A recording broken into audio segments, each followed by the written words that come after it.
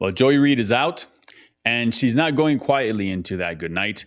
In a recent rant on the Piers Morgan show, she suggested that her firing had nothing to do with her dwindling ratings, but that it had everything to do with her race. Check this out.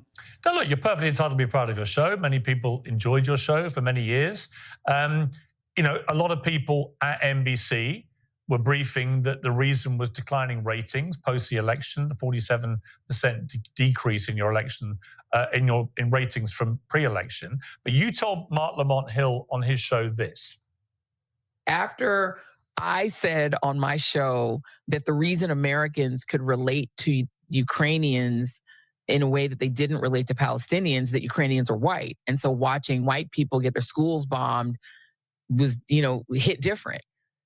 That hit our ratings. I mean, it definitely, we could see the loss of white viewers from that moment that I said that. So they were like, we don't like the name calling. And also I'm a Black woman. So, I'm sure it makes him angrier, when I say things. Maybe because I am a Global South person myself, as a Black person, we have a different empathy toward other Global South people when they're Morgan suffering. Wasn't having that. It's interesting how some of these leftist commentary shows are just not used to being challenged. And check out the way that Joy Reid responds as, again, Piers Morgan challenges her.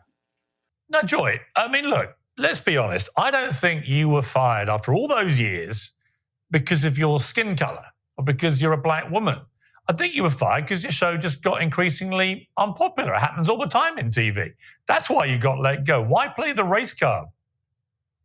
First of all, I love the fact that your play the race card is your version of the race card. You literally are so fixated on trying to racialize conversations with me, Piers, that I find it actually quite charming. You racialize more conversations in your tenure at MSNBC than any host in history. All right, Mark. All right, Piers. And the bottom line is you take an entire conversation that I had with Mark Lamont Hill and pick the bits that you can racialize because this is your shtick. And I get that this is your shtick. You racialize everything, Joy. Come on. I get it. I understand this is your shtick, Piers. And listen, game recognizes game. I get this is your game. It's not my shtick. And the bottom line, it was your shtick. It is your shtick. And everyone knows that it is. Piers, we understand what it is. And it is so interesting to me that you yourself, as a white European, find that when people of color talk about race, that you believe is racializing conversations. But when people like you fixate on, well, Barack Obama was a Black president, why don't you object to that? That is racializing a conversation about the former president of the United States. But you can't put your, and I'm sure you find that charming and funny. I find it hilarious because you're the one. You're the one who said Donald Trump. You and your friend Donald Trump. You said Donald Trump is a white fascist. He is I agree with Mark Obama Milley, did the same thing. Last time I checked, I'm not allowed to mention his skin color. With his I find that amazing. When Piers Morgan calls her out on this, what does she do? She doubles down. She brings up the race card and actually even refers to Piers Morgan as a white European. Forget that her ratings just went down the drain.